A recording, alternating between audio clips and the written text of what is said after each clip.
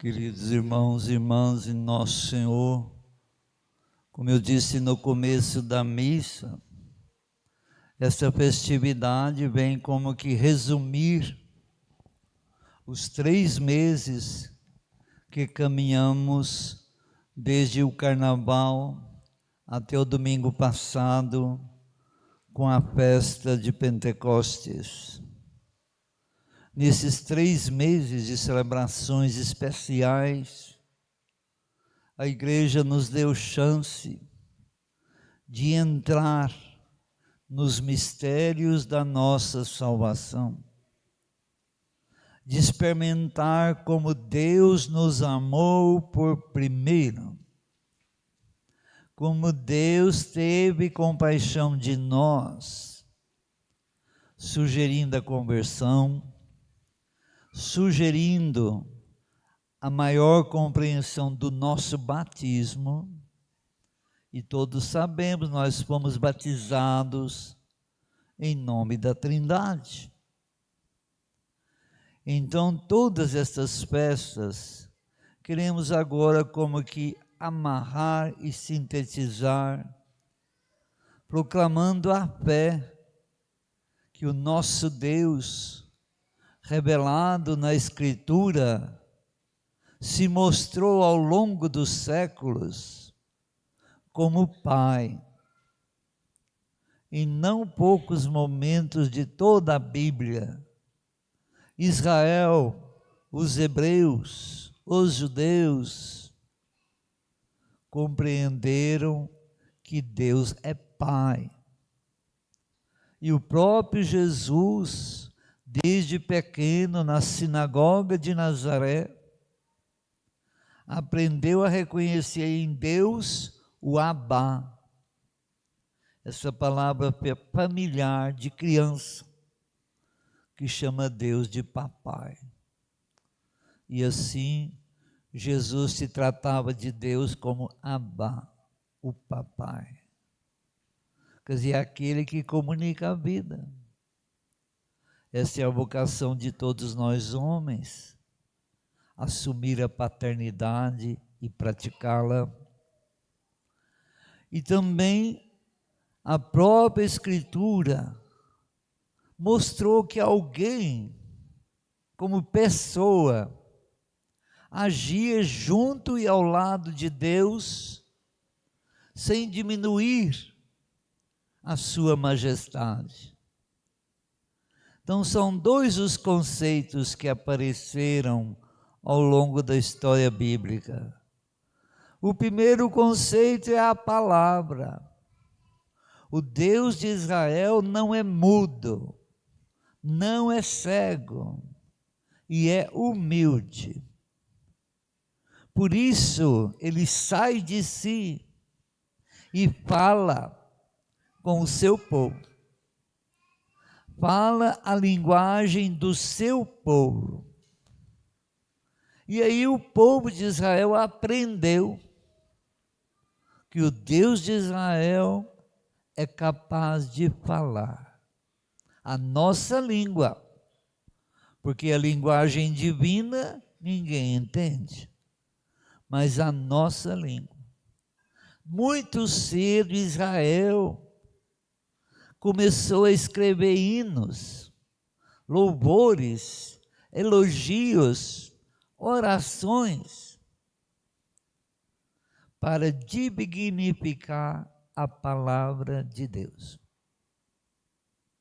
Centenas de profetas Deus enviou ao seu povo desde Moisés, dos quais nós conhecemos vários, cujas palavras estão nos livros dos profetas, mostrando para nós que Deus fala conosco. Nenhum profeta falou o que ele queria. Todo profeta só falou o que Deus queria que eles falassem. Com isso, nós descobrimos que Deus é palavra, que sai de dentro dele. através do seu Espírito.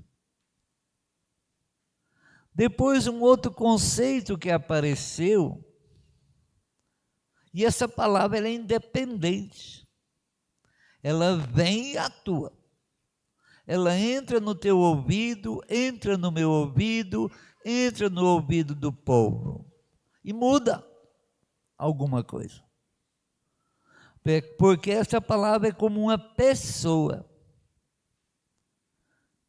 Ora, quando nós encontramos uma pessoa, o que nos acontece? Pela nossa visão, nós a reconhecemos. Podemos desprezá-la ou amá-la.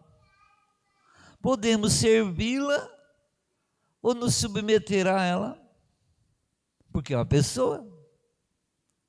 Assim se fez a palavra, como se fosse pessoa, agindo, falando, corrigindo, castigando, chamando à conversão, chamando ao amor, chamando à obediência. Então assim Israel foi aprendendo que Deus não é só Pai, Ele é palavra viva. Mas no final da história de Israel, nós ouvimos na leitura dos Provérbios, apresenta-se mais alguém, a sabedoria. Eu era como uma criança ali, ao lado dele, enquanto ele criava o universo. Eu era como uma criança ali, brincando em sua volta. Eu era como uma criança que me divertia e brincava com o universo criado. Ora, a gente só brinca com aquilo que nos dá confiança. Uma criança brinca porque ela é desarmada. Ela pode brincar com um cachorro bravo, ela pode brincar com uma pessoa diferente dos seus pais, ela pode brincar com algo perigoso, como o fogo, porque ela não tem armas. Assim se revelou a sabedoria de Deus. A sabedoria de Deus é desarmada. Ela se propõe e vai ao encontro de qualquer um. Basta querer recebê-la. É como criança, a gente tem que estar botando medidas para evitar perigos, mas a criança vai ao encontro de qualquer um. E é capaz de sorrir, de brincar e se sentir bem com qualquer um, seja animal, seja pessoa. Então é assim a sabedoria. Então duas pessoas foram se mostrando ao longo da história: Deus palavra, Deus sabedoria, que é proposto. A sabedoria tem que ser buscada, tem que ser acolhida. Até que chegou a plenitude dos tempos, quando Deus enviou o seu filho, nascido de mulher. E aí tudo ficou explicado. Aquele filho que se tornou homem como nós, ele era a palavra. Aquele filho era aquela palavra dos profetas. Aquele filho era a palavra que disse: faça-se a luz. E a luz se fez. Aquela palavra que corrigia Israel, que punia Israel rebelde. Aquela palavra era alguém, uma pessoa. Tanto é que ela se encarnou no útero de Maria e nasceu como filho humano, como filho como todos nós. que nascemos do útero das mães para ser filhos e nunca mais deixaremos de ser filhos. Então, essas duas pessoas se mostraram, mas quem vai definir ou mostrar que essas pessoas é Deus, a palavra e a sabedoria, é o próprio Jesus. Então o Evangelho de João está cheio de páginas inteiras falando da relação do Filho e do Pai, como nós ouvimos há pouco aqui no Evangelho. A relação do Filho e do Pai é uma relação de geração. O Pai gera o Filho. E estamos naquela compreensão antiga, porque na compreensão antiga, até pelo século XVIII da nosso tempo, a compreensão antiga dizia que o filho nascia do pai. A mãe era só a gestante, só a terra fecunda, onde o pai plantava a semente.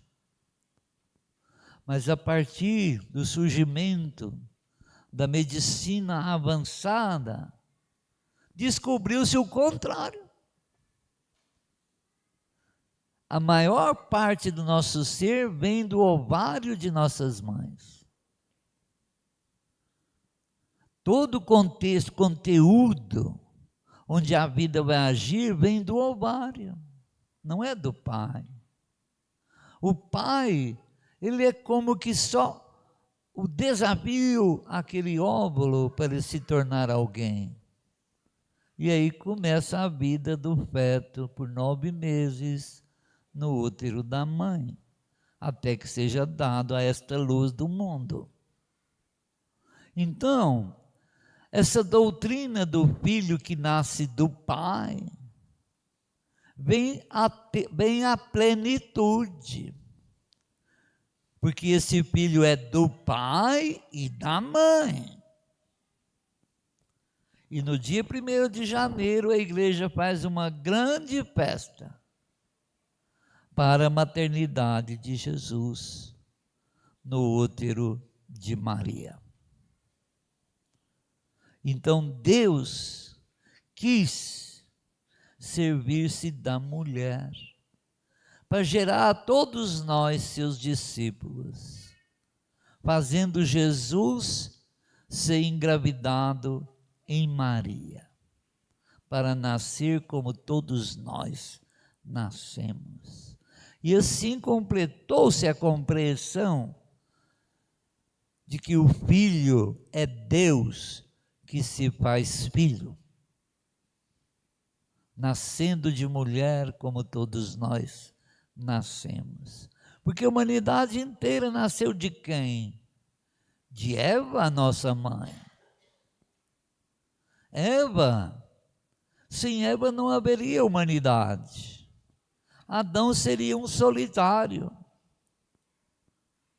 Deus lhe deu a criação inteira, o universo inteiro, e mandou ele tomar posse. E ele tomou posse, deu nome para tudo, mas estava só. Finalmente Deus concluiu: não é bom que o homem esteja só. Vou dar-lhe uma companheira. Por isso todo homem nasce capaz de se unir a uma companheira. E grande pena quando ele rejeita essa possibilidade. Porque todos nós nascemos para ser esposos e pais.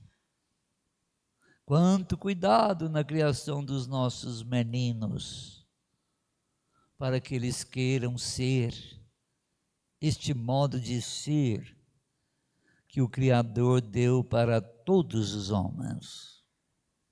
E aí, Jesus hoje no Evangelho falou que tudo que o Pai lhe falou, falou também ao Espírito. E em não poucas vezes no Evangelho de João, Jesus ressuscitado disse que ele e o Pai vão dar o seu Espírito. E vai ser o Espírito que vai dar o conforto para os seus discípulos. É o seu Espírito que vai ensinar tudo que recebeu do Pai e do Filho.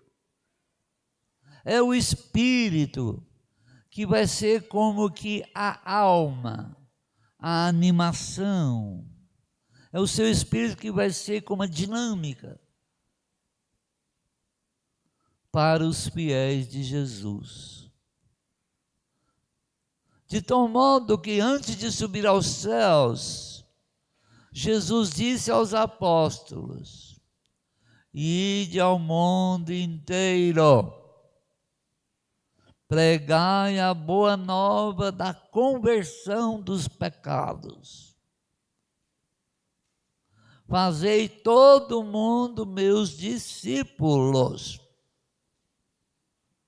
E aqueles que quiserem, sejam banhados para uma vida nova. E esse banho vai ser dado em nome do Pai, do Filho e do Espírito. Essa vida nova vai nascer da água e do Espírito. E essa vida nova está dentro de nós. E no domingo da Páscoa, todos nós fizemos a quaresma para renovar o poder do batismo em nós.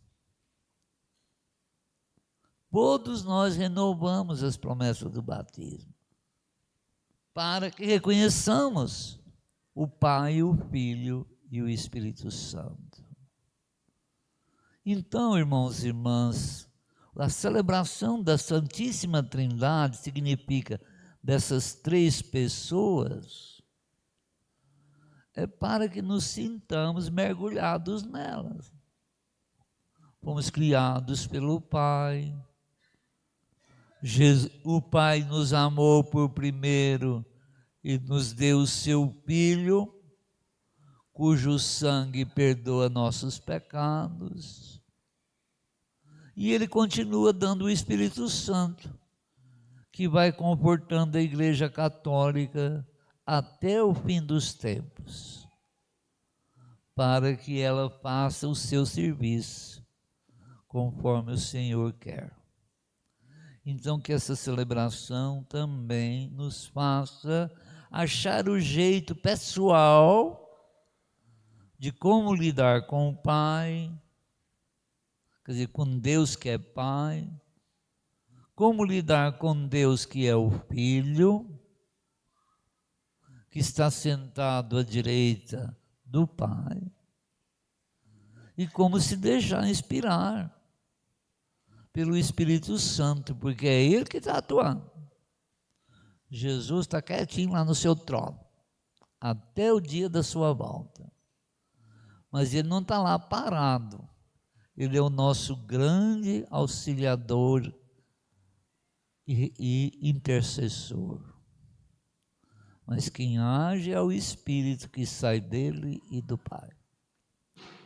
Então, para cada um, devemos ter um modo de nos virar, de nos relacionar com eles, para que Deus seja adorado em tudo.